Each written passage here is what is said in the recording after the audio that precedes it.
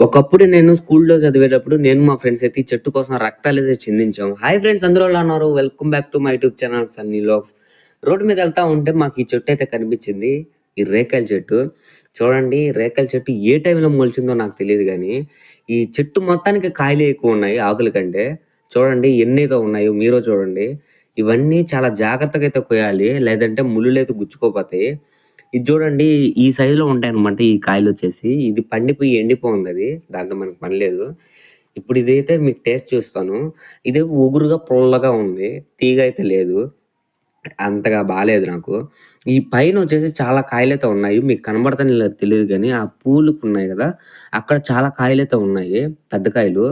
కానీ అయి నాకు అందట్లేదు. ఇప్పటికే చాలా సార్లు గుచ్చేసుకున్నాను నేను. ఇప్పుడు నేను కోసిన కాయలైతే చూడండి ఇయన్నమాట. చాలా ఫ్రెష్‌గున్నాయి గదా! ఇవి ఉప్పు, కారం వేసుకొని తిందామని తీసుకెళ్తున్నాను ఇంటికి.